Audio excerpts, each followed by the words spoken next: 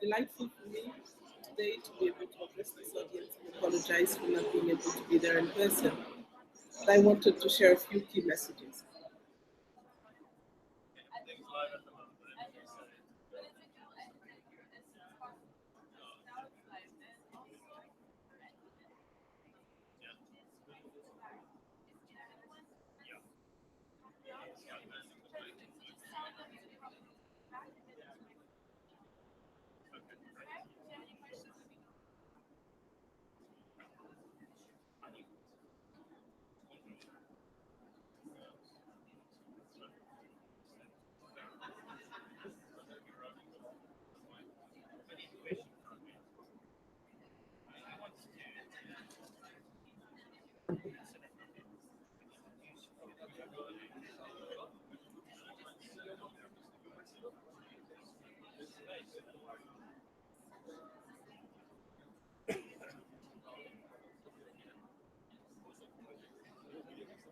We've come a long way in our ability to deliver improved climate services.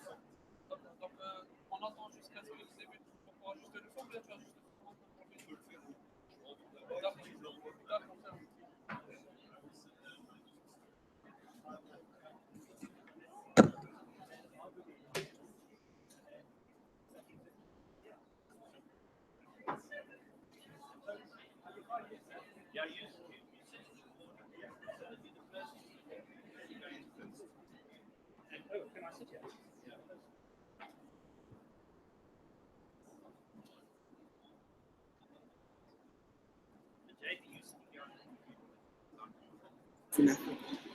Since the very first regional climate action forum in following the aftermath of the 1997-1998 El Nino, now there's more awareness of the importance of relevant climate information to support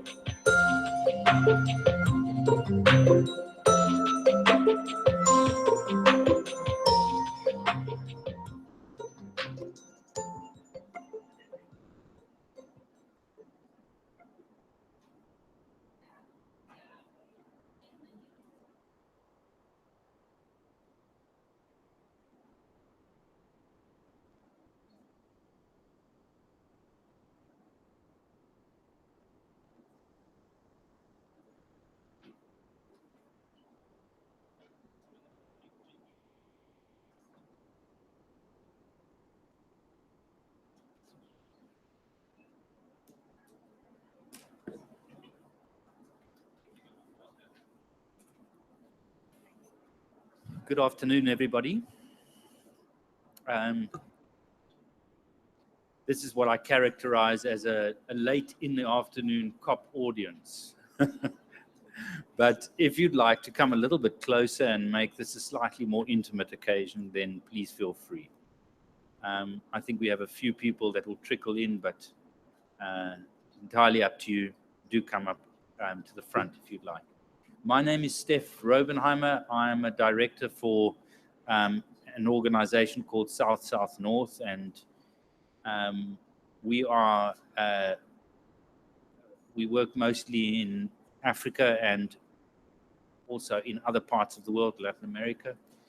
We're connected to, amongst other things, a large program called CDKN, which many of you will know about.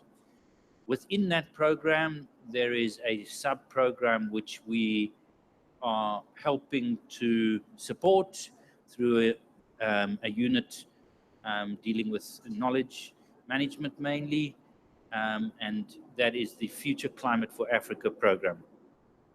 And this side event is a side event of the Future for Climate, FCFA, the Future Climate for Africa, and is principally a report back from that project. However, in addition, we will also have a report back from related initiatives from, you will see in a moment, amongst other things, the World Bank. So let me remind you that this side event is about the problem that we face in Africa, particularly, of the nature and impact of climate science on planning, and particularly around the planning around infrastructure in Africa. And you saw from the short little movie that Africa is going to be one of the fastest growing continents. We know this in the next 30 years. There's going to be an extraordinary increase in population. And in fact, where are we now? We're at 7 billion in the world. And there will be an increase of 3 billion over the next 40 years or so. And probably half of that increase is going to be in Africa.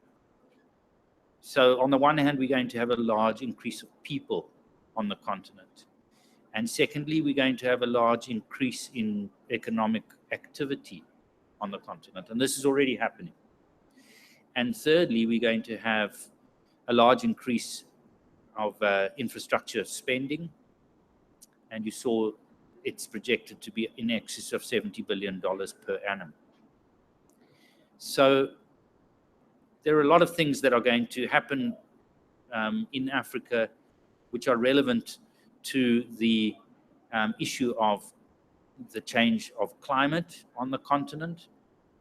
And in that regard, there is a growing need, which this project is hoping to fill, to develop a larger body of science, climate science in particular, and particular climate science over the 5 to 40-year horizon, so that we can understand over the longer term, for the purpose of longer term decisions, such as infrastructure spending, what climate is going to do in various parts of Africa over that time scale.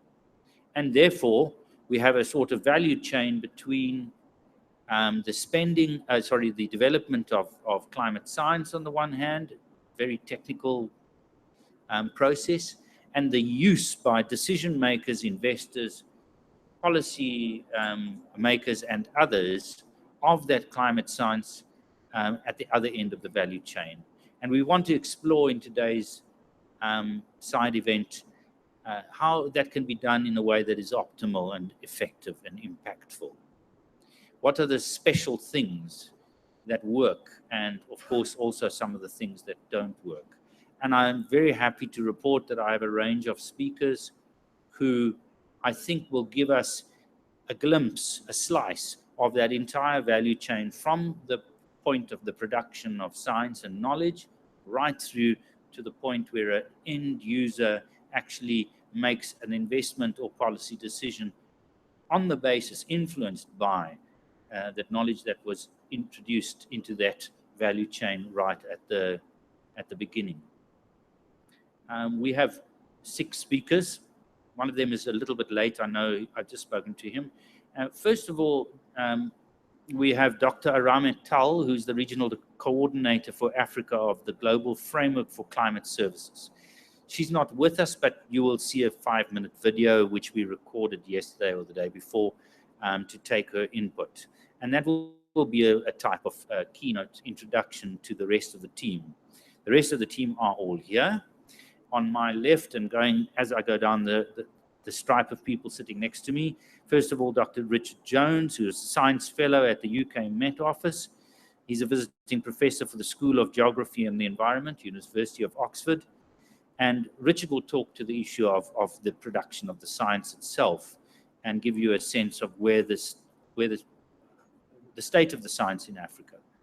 Next to him is Dr. Claire Scannell. She's a senior scientist at the UK Met Office.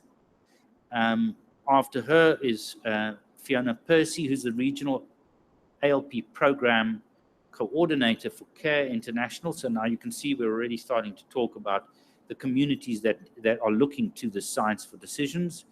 And then we have Mr. Abebe Tadege, I hope I'm pronouncing this correctly, who's the climate change officer of IGAD Climate Prediction and Application Center at ICPAC. And finally, not with us right now, but will arrive during the course, I hope, of the talks, is Dr. Raffaello Cervigni, who's the lead environmental economist and regional coordinator for climate change Africa region of the World Bank. All right, so without further ado, there's another person in the middle, and that is JP Roux from SouthSouthNorth, who's the lead coordinator of the CCKE unit, which manages knowledge and coordination within FCFA. On him rests a large amount of coordination of the knowledge that is the knowledge and learning that is being produced during the course of this 5-year program. So JP will technology and also help us to take questions afterwards.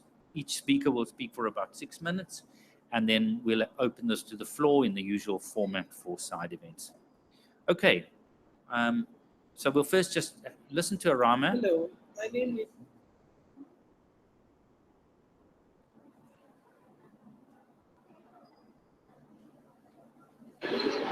Hello, my name is Arame and I work for the Global Framework for Climate Services, led by the World Meteorological Organization.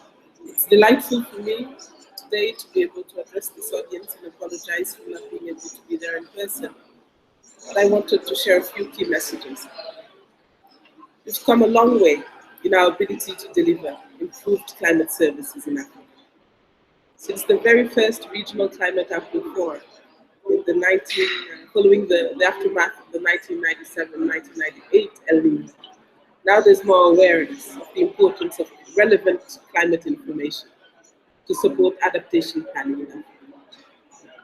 It's important to recognize, however, that the gap remains wide between those that hold climate knowledge and those that could use climate knowledge to make better decisions and adapt to the impacts of a changing climate in Africa. I think mostly of our farming communities across the continent that still year in, year out are surprised by rising climate risks and extremes and the impacts of those on their livelihoods and on their farms.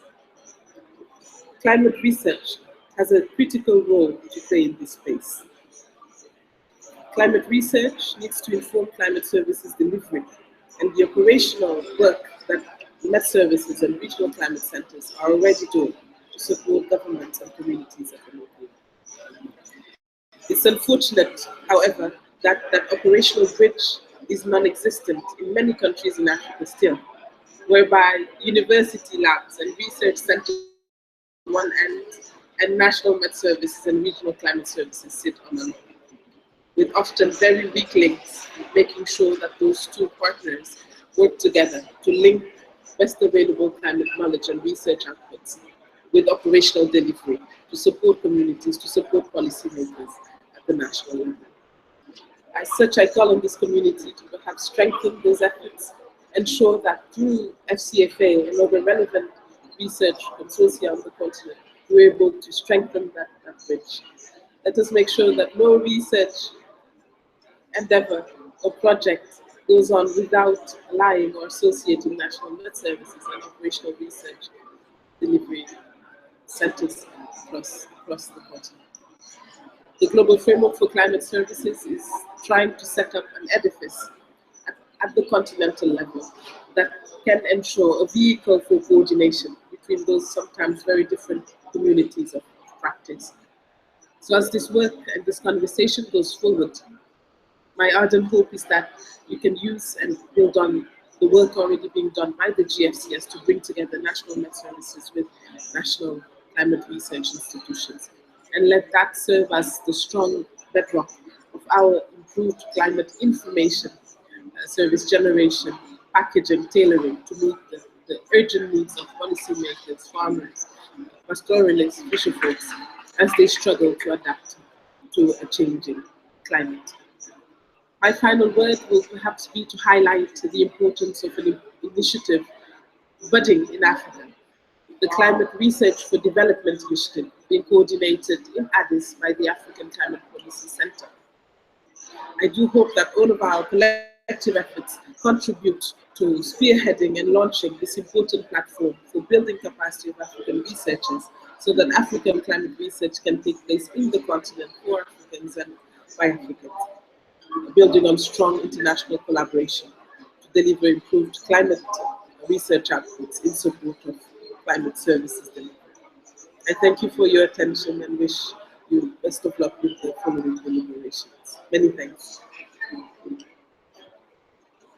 So in her absence, very much a word of thank you for Arame. She apologizes for not being able to be present. So Future Climate for Africa is a program where there are 5 research consortia, different regional areas of Africa, and of course different concerns in relation to the climate system. And one is looking at the whole Pan-African picture, and that consortium is being led by Richard, who is sitting on my left. So without further ado, Richard, I give you the floor.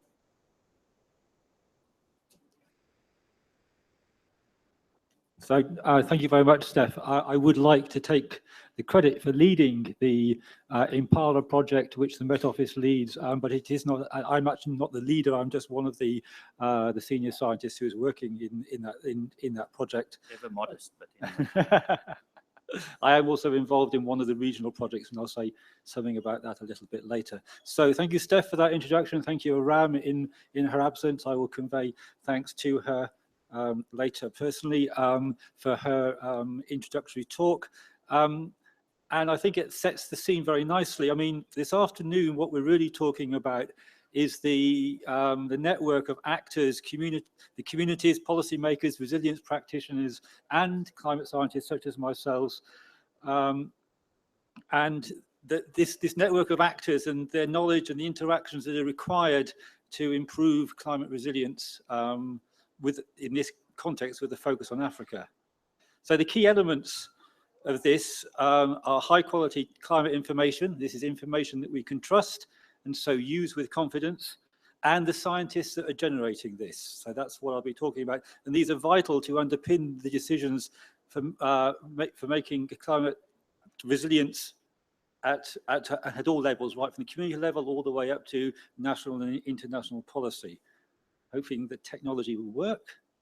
Indeed it does, very good. So, so in this presentation, we haven't got long, so I'll only give a flavour of some of the issues that we face and how within the FCFA projects and specifically within Impala, this Pan-African project, we are addressing these. The main issue that we need to address here is we need to increase our confidence in the climate models over Africa.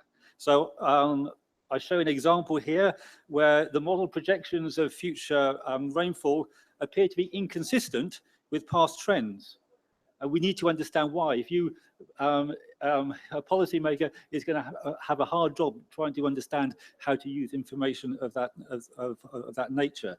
And the reason for these these apparent contradictions, and in fact this isn't necessarily a contradiction, but we do not understand why this is the case. We have some ideas of why it might be the case, and Impala is actually looking into that. In fact, Claire will be doing some work on that next year.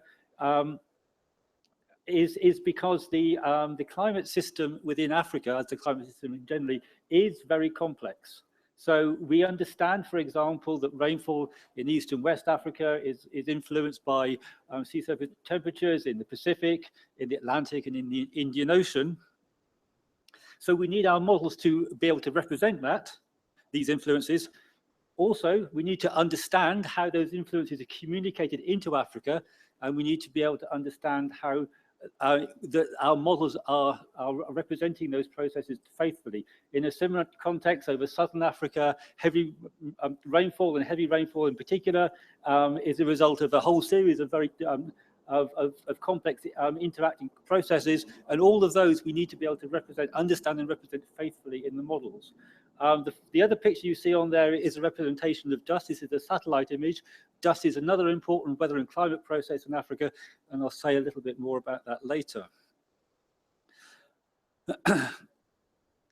So what I'm now going to do is to give you a few examples of what we're doing to build better models, and so improve the information that we can provide. So we know the diagram on the right there, we know is an idealized diagram of convection, of convective processes, and we know that these are important. They're one of the main drivers of rainfall over Africa, and they are also a key player in other processes.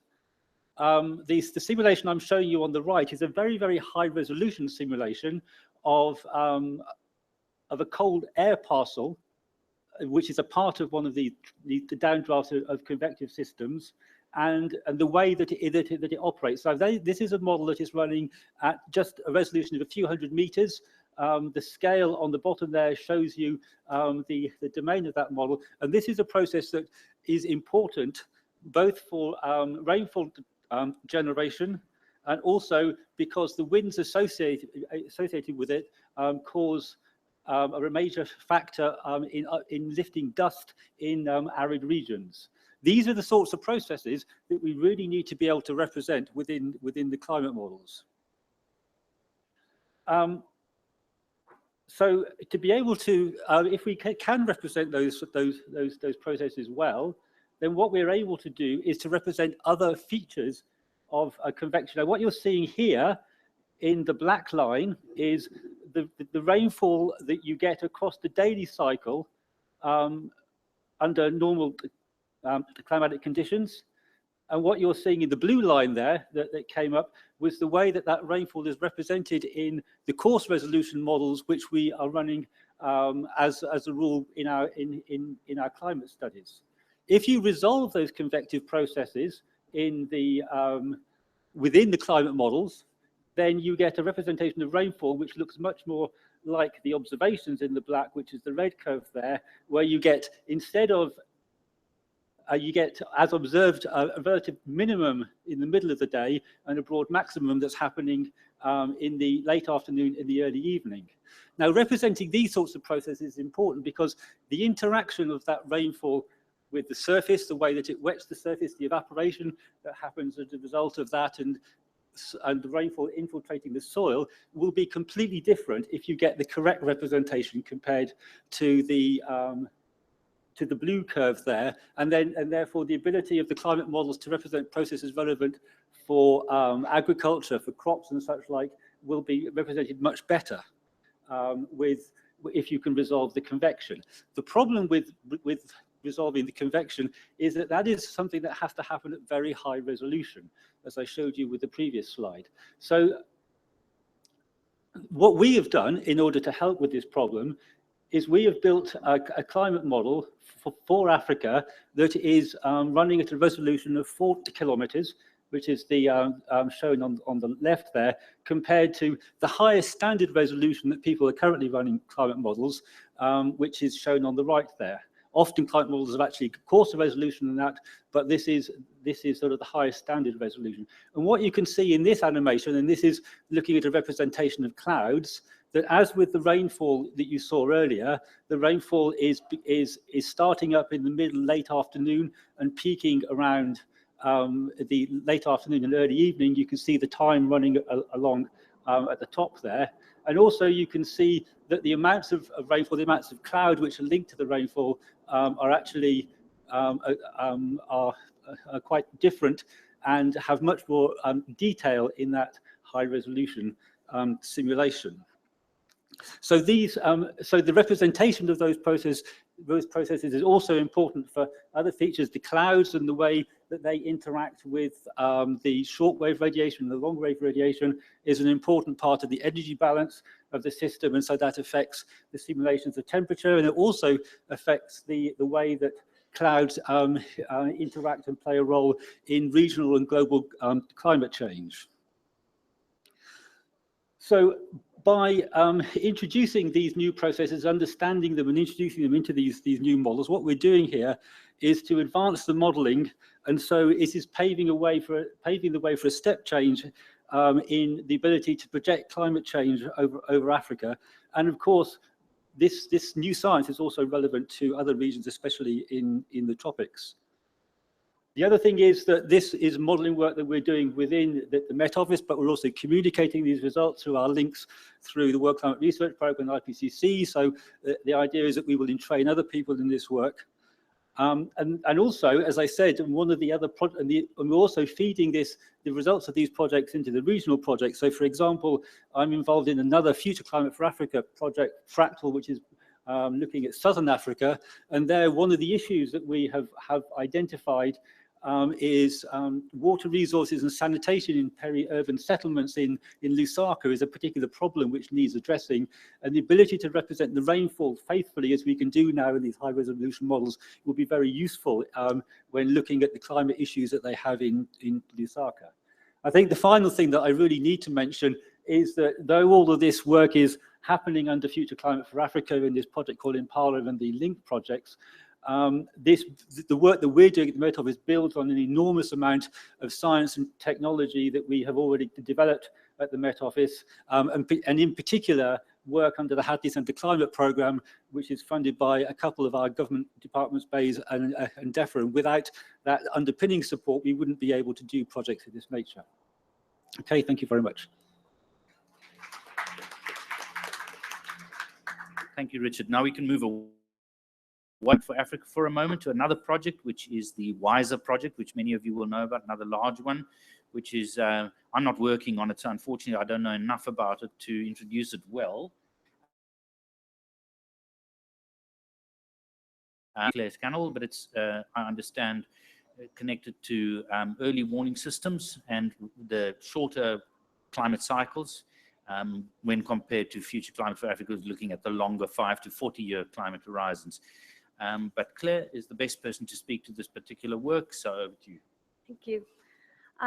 So thanks, Richard. As Richard has said, he's given us a flavour of the type of science that's been undertaken as part of the FCFA programme at a climate scale. And I'm going to be talking about more what's been done at seasonal timescale very, very quickly. And I'll show how we're trying in our work programs to link this science to the users through weather and climate information services, which is a core part of the WISER program. So globally, science at a seasonal timescale is developing at a phenomenal rate. And the Met Office is working with partners around the world to further this development as part of the Met Office Hadley Centre Climate Programme, as Richard has said previously. Okay, how do I move this on? So one of the tools that we've developed at the Met Office is the Glossy 5 system. And this is part of our operational forecasting system, which is used to produce seasonal forecast outlooks, and this is also updated each month. One of the improvements that's come from our Glossy 4 system is that we've increased the number of model runs from 9 to 24, and also increased the ocean resolution by a factor of 16, which means we're better able to predict global processes at the seasonal timescale. So one of these processes is the ENSO, which is a dominant mode of climate variability at the seasonal timescale. And this is what the animation is showing, the changes in the sea surface temperature. The ENSO influences seasonal rainfall and temperature variability, which often drives drought and flood events in regions such as Africa, and even can influence the onset of monsoons. So as a lot of you are aware, there's been a delayed onset of the monsoon in East Africa at the moment. The Glossy 5 also shows good skill at predicting the Rossby wave process. And tropical rainfall is an important driver of weather in other parts of the world, and can explain a significant fraction of the year-to-year variability in the winter NAO, which is showed here on the right-hand part of your screen. So by improving our skill in seasonal forecasting and by better understanding the output of the models, we're able to deliver improved information to the users and improved data to the users, which will better inform their decision-making processes. So WISER, which is a UK aid-funded project, tries to put the user at the heart of our program, and we aim to link the researcher, the producers of the information, with the users of the information to try and develop a common understanding. And it's important for us as scientists to understand the user needs. So what are their vulnerabilities? How do they make their decisions? At what time do they need to make these decisions in? And it's important for users to understand the capability of the science as well, and to understand the probabilistic nature of the science so that they can make better informed, more robust, and more flexible and low-risk decisions. So WISER is quite a new project. It's been running for a year now, and we've had 5 quick start projects, and I'll briefly hint on 2. So the first one is MHUES, which is the Multi-Hazard Early Warning Service. And this was developed with the TMA, the Tanzanian Met Authority. Here, TMA worked directly with sectors, such as energy sectors, fisheries, water, to develop an impact-based early warning system along the coastal regions of Tanzania. Now, what's important and different about this is that each sector has a different threshold and impacts differently dependent on the information that they're given. So a high level of rainfall for one sector could mean it's a red warning, while the exact same level of rainfall could trigger a yellow warning, which for the sectors means they're a completely different set of actions for them. So TMA worked directly with each sector to develop the thresholds at which these warnings would be triggered. The second one I'll talk about is SCIPIA, which is Strengthening Climate Information Partners in East Africa. And this is working with stakeholders to develop prototypes based on seasonal forecasts. Now, there's 2 parts to this project. There's the regional part, which we're lucky enough to work with ICPAC, who we have a representative of speaking soon. And there's a regional part in which we work directly with Met Services. So in Kenya, we're working with the Kenyan Met Service, KMD, and they're developing prototype services for KenGen and for the Red Cross, while ICPAC are working with the journalist Nekjoka to develop services. And what they do is they look at the skill of a number of models, and based on the skill and how well the models represent the different processes that they need to forecast, they then choose those better models and develop the forecast from them. And this is done as a rolling seasonal forecast, so it's updated every month. As we all know, seasons vary in the region of East Africa. So while in Ethiopia, it might start earlier than in Kenya. So having just a set time, such as the DJF, isn't sufficient for some countries. We also encourage the Met Services to feed back to our process evaluation groups. So we want to know, as developers of these models, how well they're doing at predicting the processes that they need to forecast. So this helps us to know where we need to improve our models and how we need to improve our models. And finally, I'll just end in what could we possibly do next, because WISER is a 5-year project.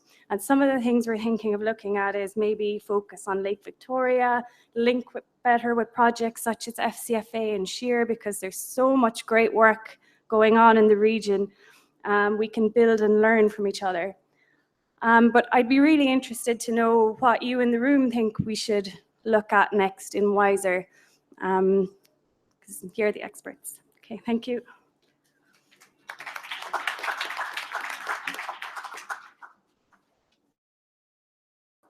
Thank you so much, Claire.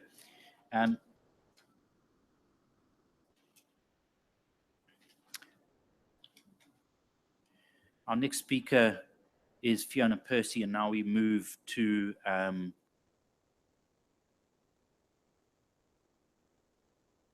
part of the spectrum. Fiona is from Care International, and without further ado, I ask her to take the floor.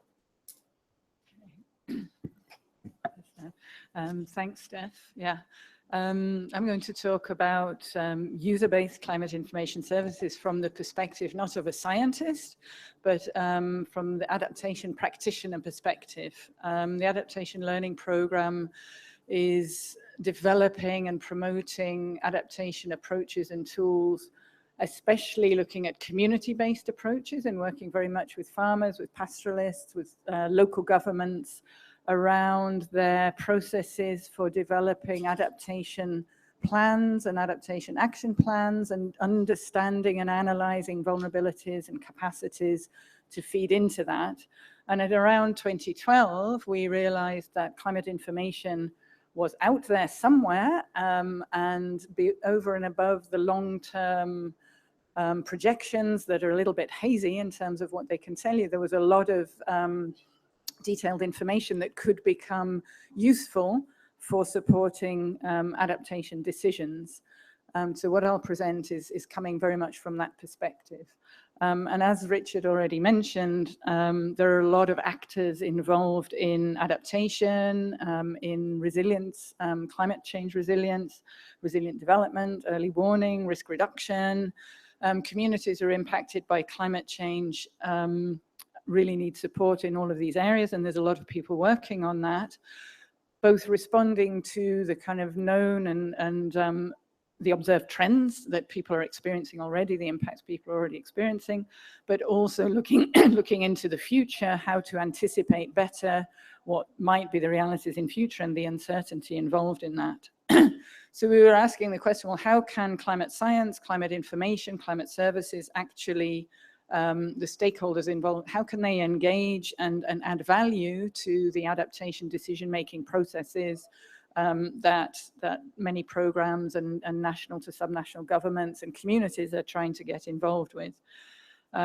So we're looking at climate services very much from the point of how it can support decision-making, both in terms of providing useful and usable information, but also in terms of helping us to understand and embrace and work with the reality of uncertainties, future uncertainties.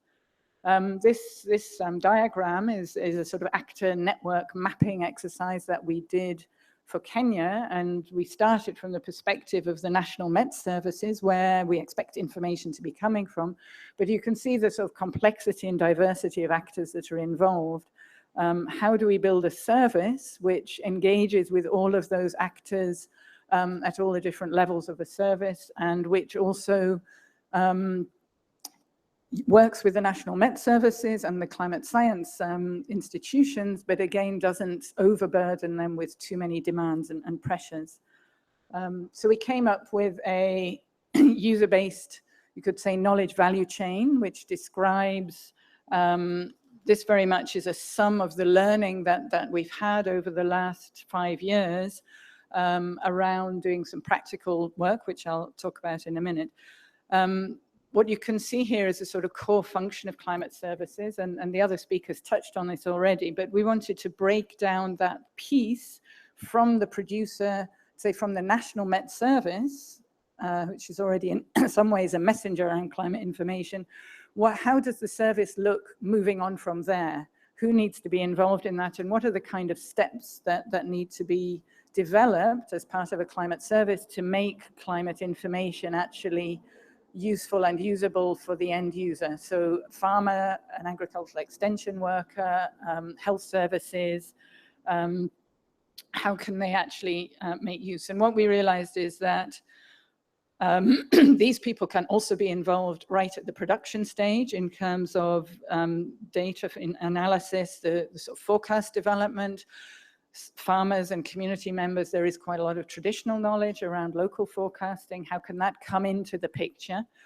And so where there's real effort around co-producing, co-developing forecasts and climate information collectively, it's through some multi-stakeholder interpretation. Put people together who are experts in the different sectors, who are experts around climate information, who are experts around local knowledge, and through that coming together, do some more collective interpretation and generation of advisories that are more related to the users and which are more relevant and contextualized in a particular location.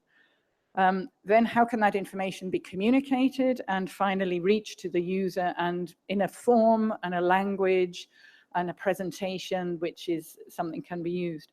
So this looks great, and the sort of core function makes sense, and that's what we've all been talking about. What we also realized is the need for this multiplier function, that's not going to happen. Those connections and multi-stakeholder interactions aren't going to happen unless somebody is facilitating, convening, and helping that process to happen. So the sort of learning facilitation of linkages and learning, and connected as well to the learning loops and feedback, those processes are as essential to the success of the service as the core functions themselves. Who can play those roles? Again, we found it's a multiplicity of actors, not limited to Met Services, for example, not limited to a particular ministry or government, can happen at different levels. So an example that we have is an approach that we developed at subnational level, which was dubbed participatory scenario planning. It's scenario planning for seasonal climate forecasts. And in Kenya, they've now renamed that as a county climate outlook forum. And in Kenya, they've now integrated that at county level. There's 47 counties in Kenya. And all the 47 counties, the Met Service together with Ministry of Agriculture, and in many counties, the planners have joined together and built this into their climate information services plans that they're developing to have seasonal county outlook forums using this scenario planning approach. And the PSP is essentially, the core of it is a 1 or 2 day meeting, which is multi-stakeholder, brings everyone together from government, from civil society, from communities, from Met, from research, private sector if they're available. Often the input suppliers and buyers are interested to be there. And in the course of this event, to do this kind of collective interpretation and contextualization, and out at the end of it, really to better understand the probabilistic nature of the seasonal forecast, to better understand how the forecast that's coming from the Met Services can be reframed in the form of advisories around the particular livelihood activities and sectors, so whether it's around crops or livestock health or health, but still bringing in the elements of scenarios of to what extent we might be planning towards more above normal rainfall or normal or below normal, and allowing farmers and others to make decisions then around how to not only what they might invest more in that particular season, which crop varieties or crops themselves, which kind of livestock activities, movement of livestock, whether they need to prepare around fodder conservation or thinking ahead towards next seasons. So the kinds of things that they might need to do, but at the same time building into that management of risk and uncertainty. So spreading of those risks and looking at a broader portfolio of activities, and where the forecast, if necessary, looking at early warning through the season that would be useful to continue. So what we found with this kind of format is the development of more trust in the knowledge and trust and confidence between the users and the producers of the climate information at the seasonal timescale in this case. And there's a lot more of two-way communication, and at the end of it also planning for a range of communication channels. So it's not limited to just the Met Service communicating through radio, for example, but through a variety of channels through the different sectors, and also local leaders bringing that back and holding meetings at the local level, even through, for example, churches and mosques. And this has really helped in terms of local planning to become a bit more flexible and responsive to the local and contextual situation that they're in. There's some benefits. These are some quotes from different actors around the sort of benefits they're finding. Met directors finding themselves more relevant, people being able to make better decisions, and the county planners also being able to be much more relevant in what they're doing. And finally, some of the more clear benefits around which, one of the things we're really learning is that climate information services have a very key role around climate information benefits, but once we start doing more multi-stakeholder and user-based services, they have a lot of broader benefits and can really contribute to the longer-term climate resilience and adaptation, and stimulate and motivate more multi-stakeholder interaction and governance, as well as those benefits about adaptation. Thank you very much.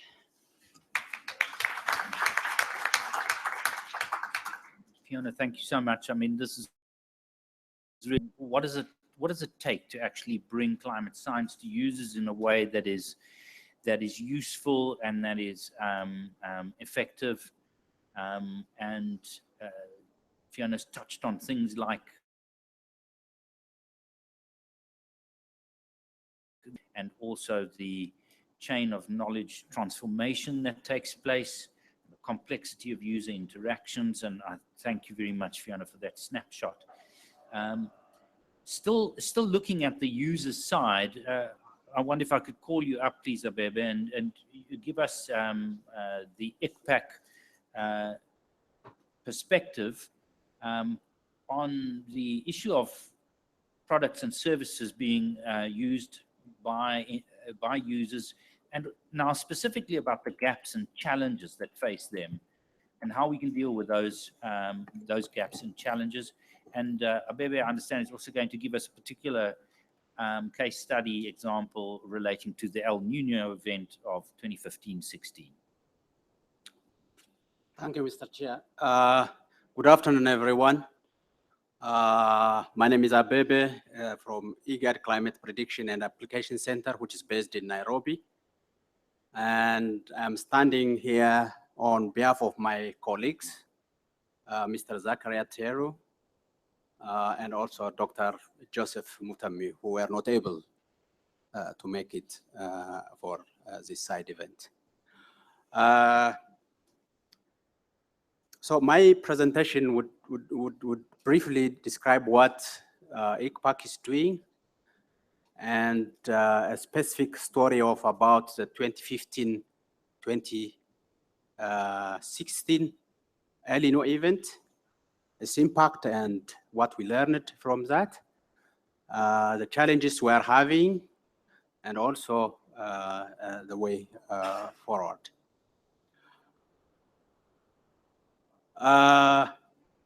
ICPAC was established in 2007 with a protocol which was signed by the IGAD heads of states. So our mandate emanates from that protocol. So the key functions are data management, climate diagnostic, monitoring, prediction, and early warning, mainstreaming of climate information, that's application. We have disaster risk reduction, climate change, which is relatively a new area, climate research and modeling, specifically on applied research, capacity building, and the last one is climate outlook forums where climate information providers and climate information users come together. These are the key areas of activities for ICPAC.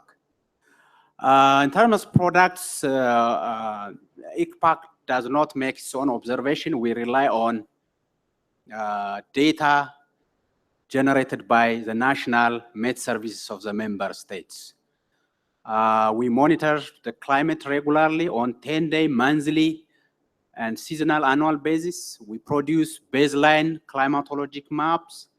And the other thing is we provide predictions on 10-day, monthly, and seasonal basis. We also look in the future, in the long term, in terms of projecting temperature, rainfall, and other parameters for the region. The users of ICPAC are diverse, and specifically the National Meteorological Services are key users of our products. In fact, they are our entry points for at the national level. We have also sectoral ministries, the application of climate information for sectors like food security, agriculture, water resource, health, energy, and others. We have also national disaster management institutes, the DRM institutes. They are specifically interested in the products we are generating. Another key stakeholder for our service is the Ministry of Environment, because of the issues of climate change. They need specific trends, evidence of climate change. They need future projections. And also, in terms of vulnerabilities and mitigation, greenhouse gas inventory issues. Humanitarian organizations, NGOs, and UN organizations and research organizations are our stakeholders. When it comes to the specific case of the 2015-16 El Nino event, you know, El Ninos, they are not declared by anybody. It's only WMO which declares El Ninos.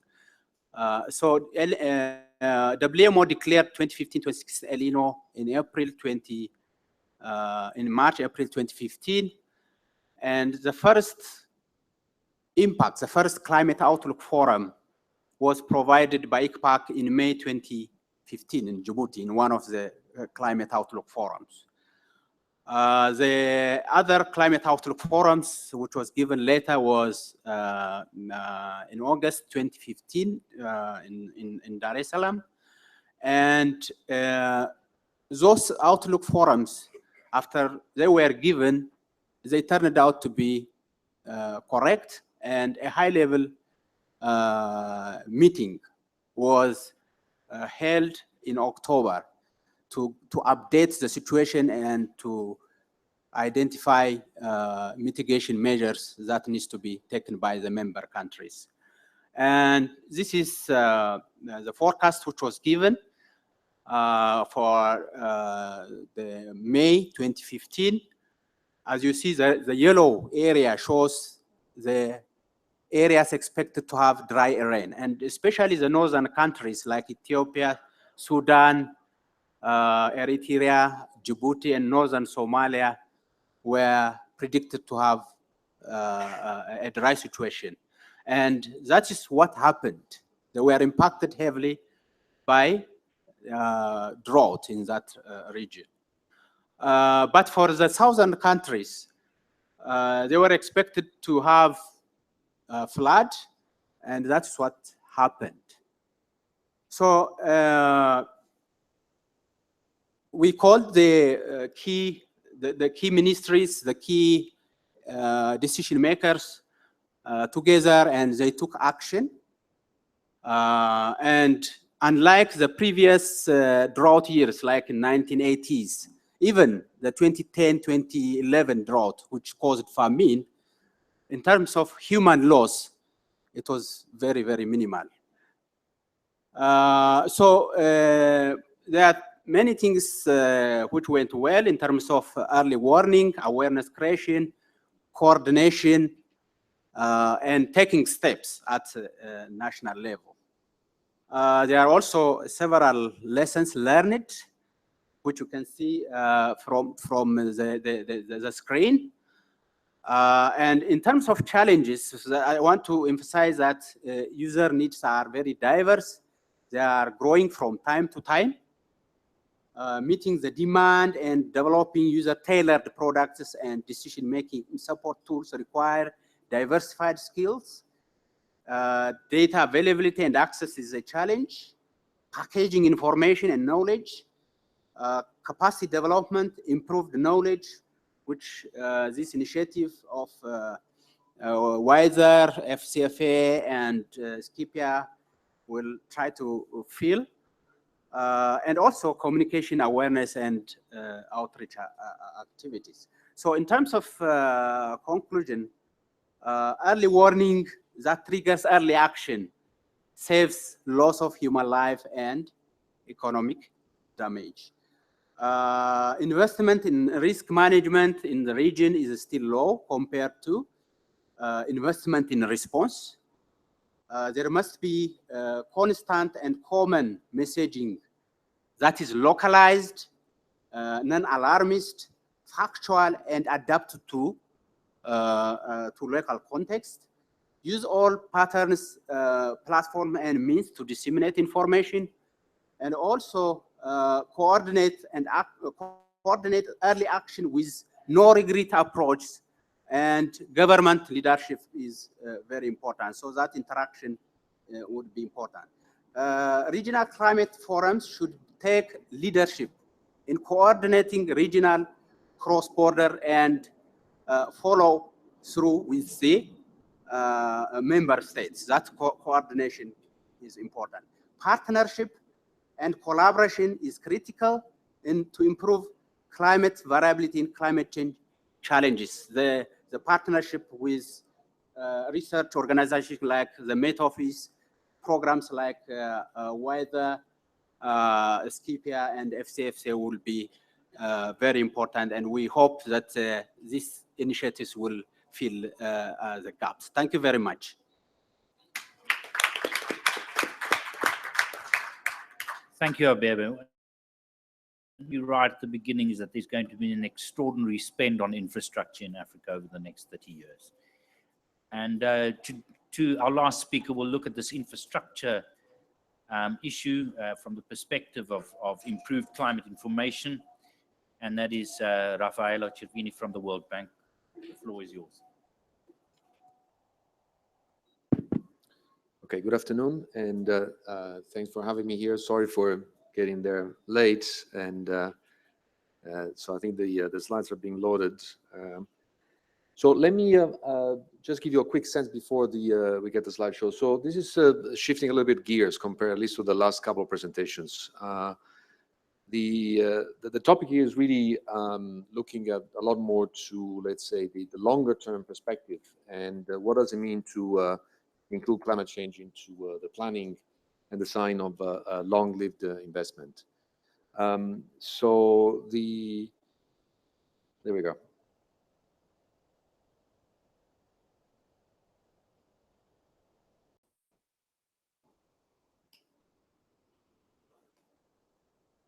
Okay.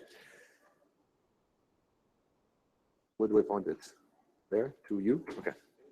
Okay, so here's basically the challenge in a few kind of in a few words. Make good investment decision today for the climate of tomorrow. So basically let's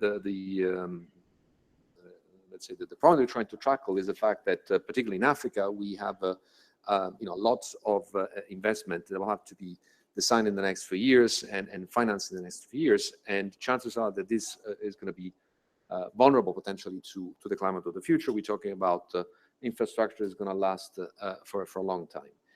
So what I'll do, I'll tell you a little bit the kind of the analytics that we've carried out with a number of partners over the last few years, and some initiatives that we are developing with partners, AUC, UNECA, and recently the African Development Bank, to try and address this challenge.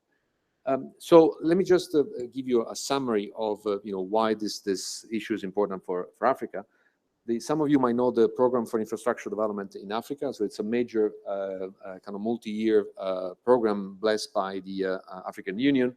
And as you can see, the ambition is to really kind of step up the stock of infrastructure in a number of sectors, so roads, power, water, and so on. And if you think about what the kind of challenges that this infrastructure will face in the next 20, 30 years or longer and so on, we basically are talking about a very different climate condition from the past. This is just a snapshot at one particular river basin that we'll be looking at, the Volta River Basin. And as you can see, projections are all over the place. So the one certainty is that the climate is going to be very different from the past. How different, whether dry or wetter, is basically still, the jury's still out. So we've been, looking at the issue more closely. There are a couple of reports that have come out. One came out last year, and the one on the power and water, and the red one on road just came out. Unfortunately, I've run out of a copy. I'll be happy to provide you with the links for those of you who are interested.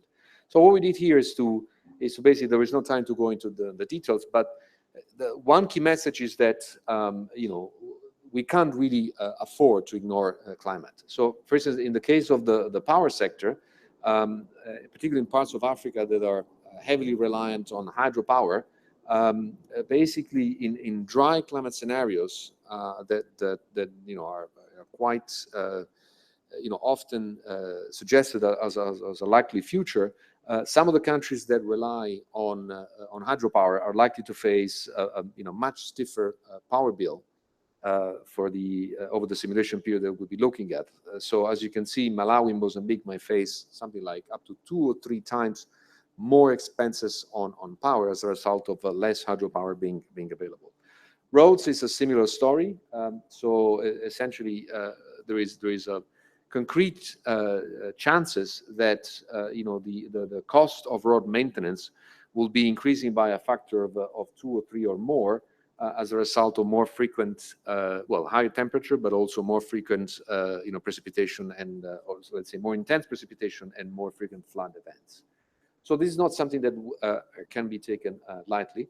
And so the question is, on what basis we come up with different design solution for this infrastructure. We'll be looking at, how to tweak the engineering to make this infrastructure more resilient despite uncertainty. So, looking concretely at, bigger culverts in the case of roads or thicker asphalt, modifying the sizing of reservoir, the number of turbines, and so on.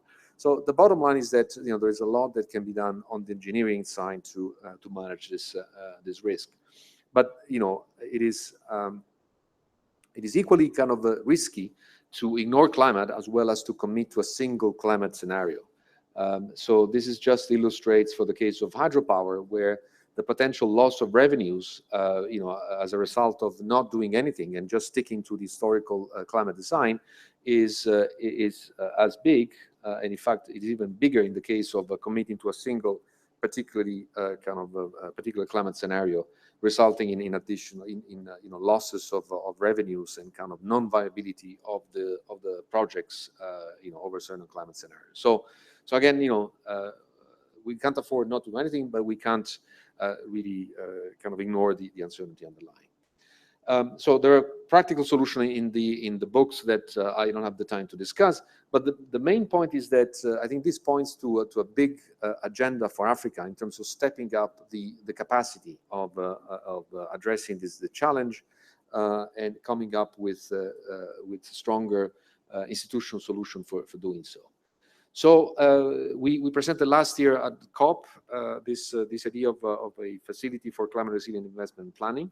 And we are in the final stages of design. We have a stakeholder workshop next week in Abidjan as part of the annual meeting of the Infrastructure Consortium for Africa.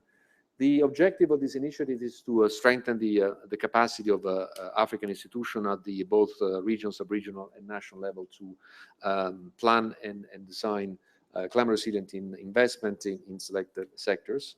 And what is that this initiative would be doing? Essentially, we can put the proposed work in two buckets. One is kind of upstream support, really looking at the better data and tools and knowledge. So we already started putting, or will be putting on the web some of the tools that we've developed as part of this program of analytics. Developing guidelines, building on experience that is being accumulated and compiling good practices.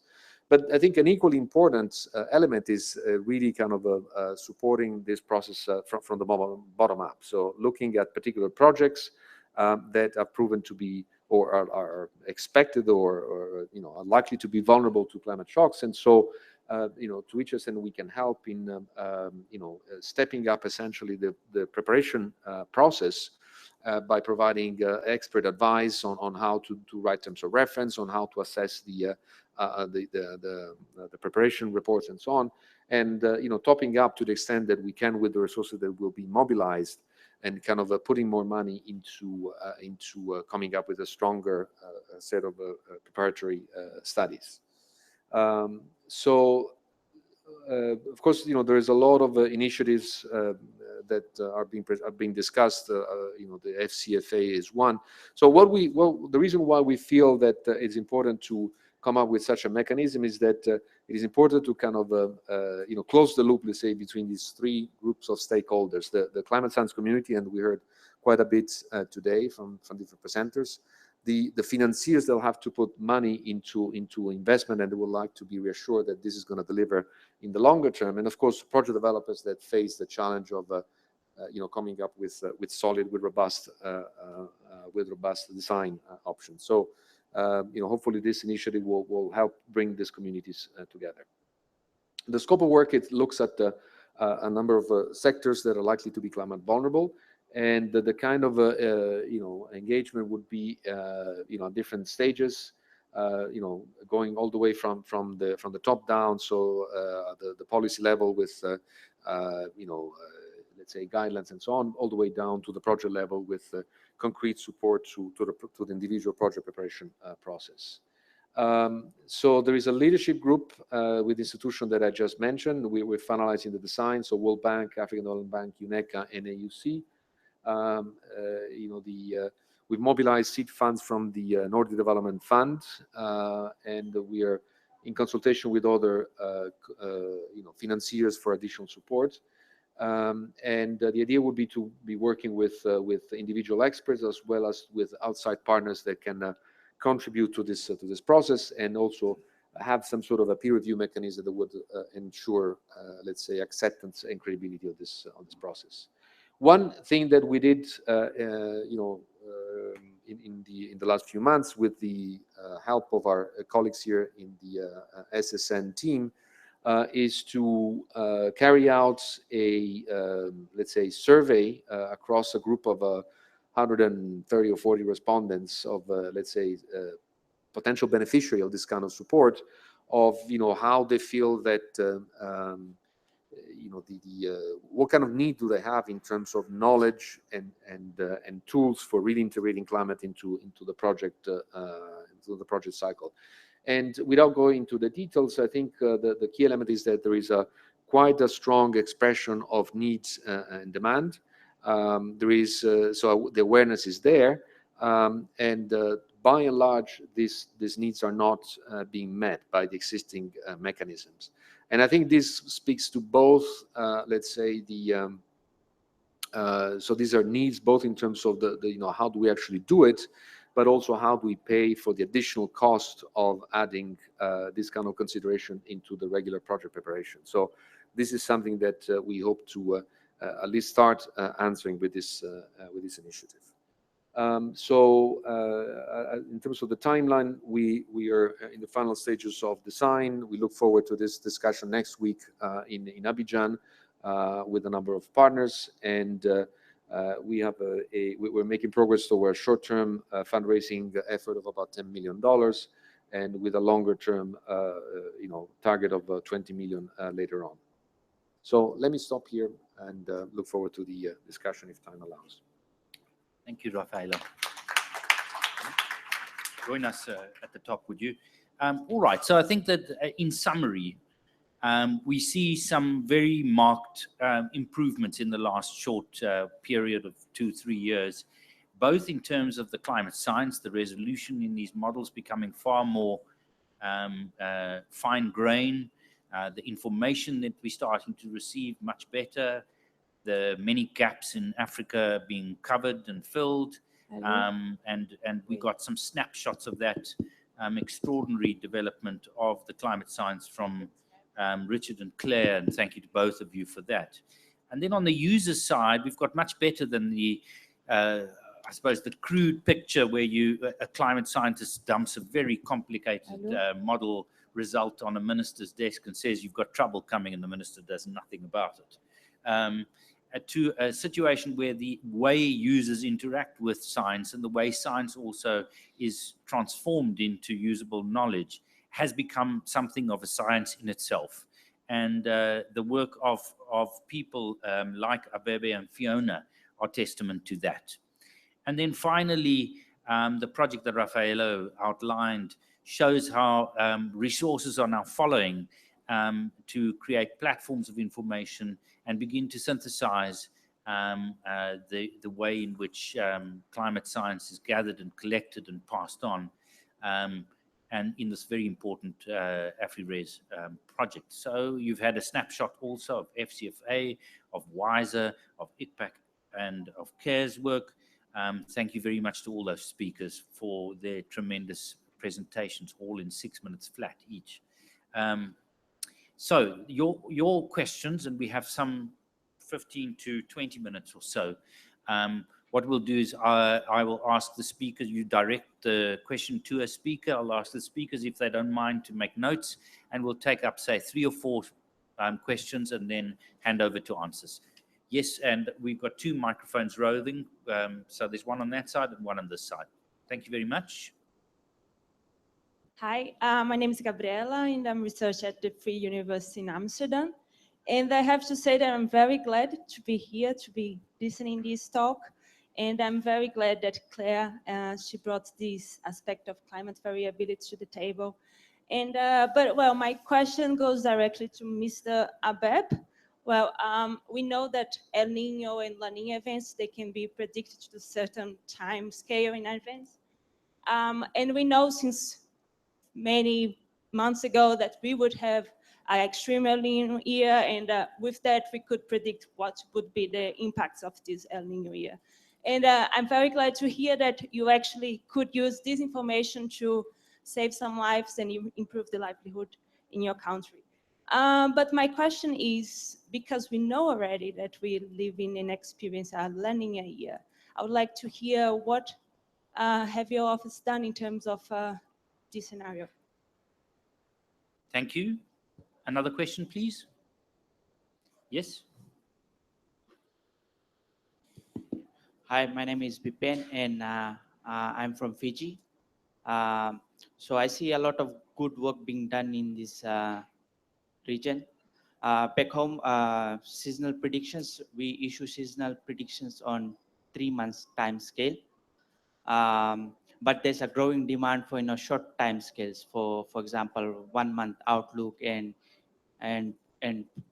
even shorter, like two weeks time scale predictions. So my question is directed to probably one of the climate scientists, and I wanted to know operationally in this region what sort of short time scale predictions are operationally provided. So that's my question. Thank you. Thank you. Another one, if there's one, right at the back. Thanks, Julio. Thank you. My name is Alubacho from Ethiopia. I have 2 questions. The first one go to Dr. Abebe Tadege. I know, as you rightly said, the impact of the 2015-16 El Nino, particularly in terms of loss of human life, is very minimal. And this is thanks to, as you said, the role played by ICPAC and a number of actors, including actually, as Fiona was saying, CARE.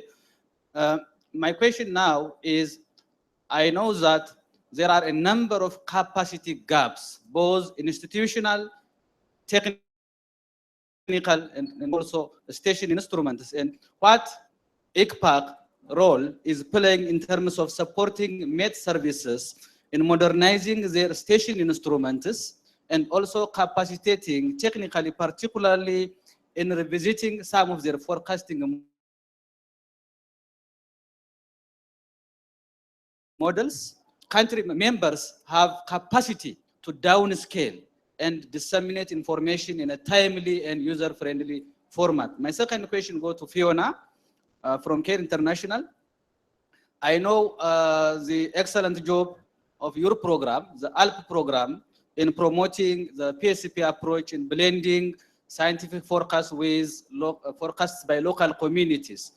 And to what extent your program or CARE International is coordinating with a number of actors, including regional platforms, ICPAC, for example, research institutes, and national meteorological services to ensure that this approach is scaled up and scaled out. Thank you. Let's take one more if we've got one. Yes, thank you. Hello, my name is Dr. Usomni from the Korea Science and Technology Policy Institute.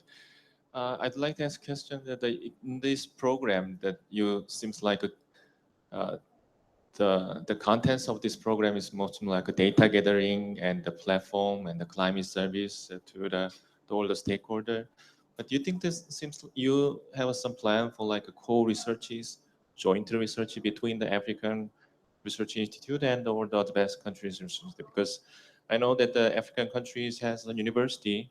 They also have some professors who are very good in some of the area, but I think it is very good to have build out some capacity development for work through the joint researches. But that's our question. Thank you.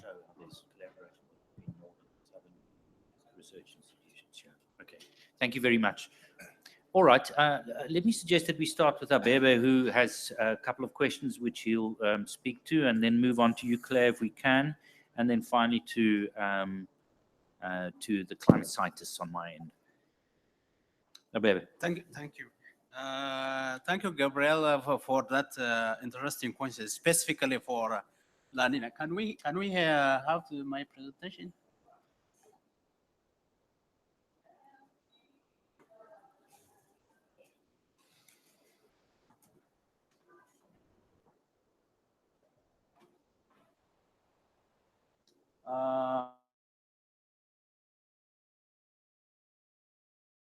Bits.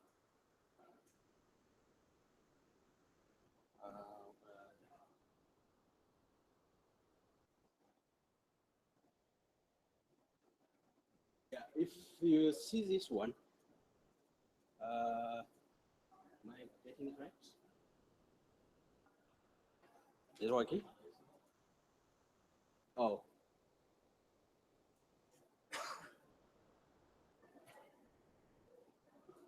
But anyway, I can.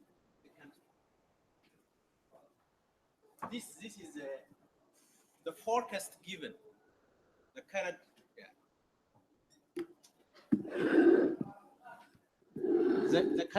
The recent forecast given for the region, taking into account the El Nino or La Nina phenomena, and as you see, the yellow region is the region where rainfall will be deficient compared to the normal.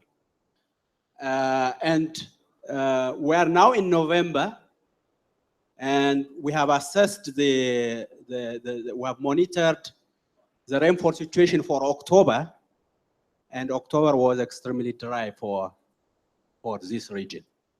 And also from the forecast, the updated forecast for November, December, they are tending towards a dry situation. So things are not going to be good.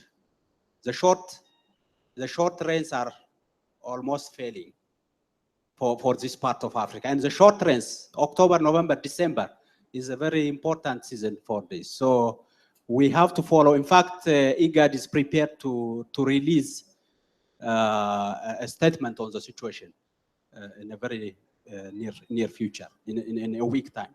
Yeah. And Alabachev's question again on capacity building. Capacity building has been our top priority for ICPAC, and we're going to make it even more aggressively in the future. And with projects like Raffaello and others, apparently there is opportunity to collaborate. Thank you.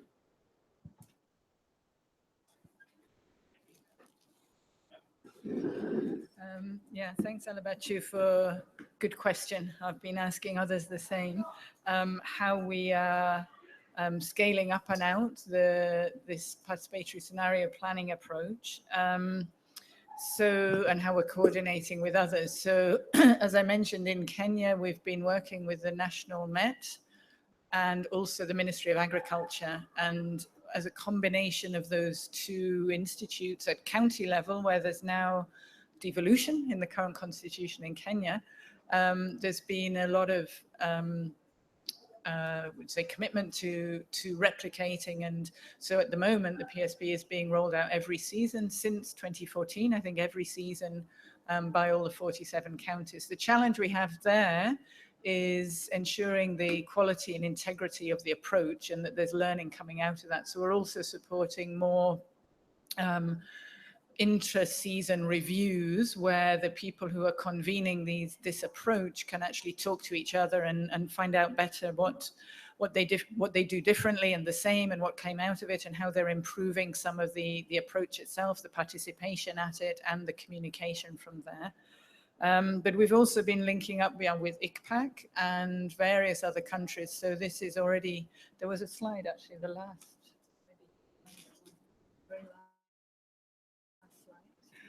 So it's being implemented across Ghana through the adaptation learning program there, and again a coordination with Ghana Met and this, and in Niger as well, again through the program that we have.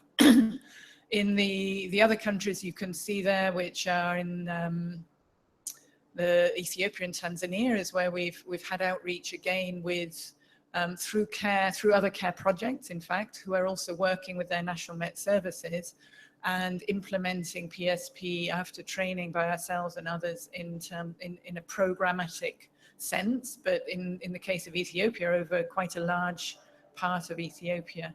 And then the blue countries you can see there are places where people have been trained on the approach, and these may be people who are working on adaptation programs, or they're from the Met services, or they are from local government. And in Malawi in particular, we've had a lot of interest, and it's contributed into the development of the meteorology policy in Malawi. So through all of those, our engagement has been both with programs who are working on resilience and also national Met services. And I think in the case of the Greater Horn of Africa, we've started working very closely with ICPAC and engaging at the level of the regional climate outlook forums, and looking also in the context of the WISER program, in fact, at how we can support each other in relation to moving forward around and engaging in a more broad way with a wider range of users.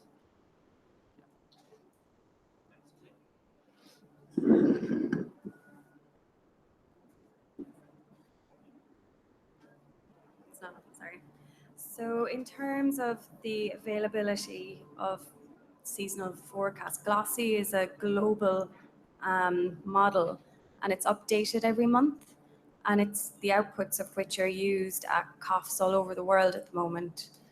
Richard, you've shorter timescales? Don't know. Yes, so the seasonal forecasting system obviously is a modelling system which generates information from the time it starts running. So it goes through weeks into months into seasons. So as Claire said, that information is available on a monthly and a sub-monthly timescale, and is updated monthly So there and it's made available, as Claire said, to regional forecasting centres around the world. So yeah, so there is information there. The other thing is that there are other. We are just one of several global producing centres, and there are a whole series of other forecasting centres who also make similar information available. So there should be information out there which you would be able to get access to.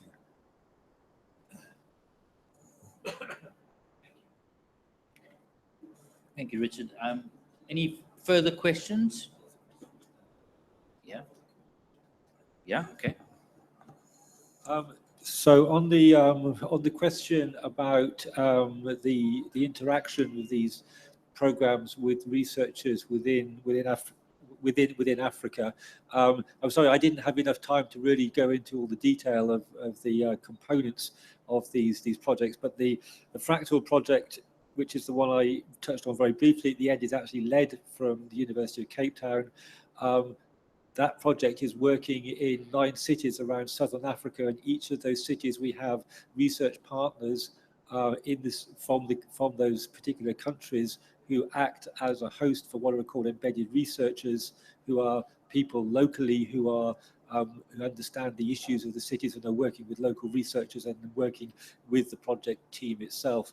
Impala, one of the work packages with Impala is focused on the evaluation of the climate models that we are working with to develop and improve, and that work package has scientists, African scientists from African universities representing all of the regions of Africa. So there is a very significant engagement with researchers on the continent, and also with the users, the people, so the stakeholders and policy level within countries, within regions, at the city level as well. So these are very integrated projects.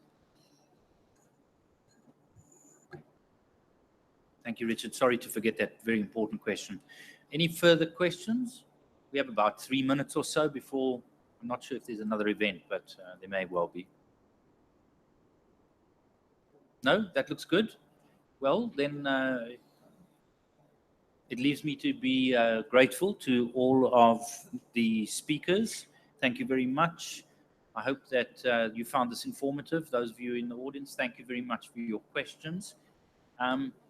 There are a number of possible links, and you can follow through all the organizations that were referred to.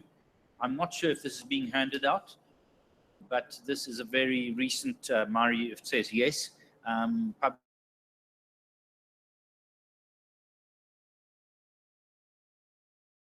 publication, and they're on Africa's climate and this important space of climate information and how decision makers work with climate information. It's the end of the day, clearly. Many thanks, everybody. Go and have a good evening, and we hope that you'll follow these particular programs with interest. Thank you.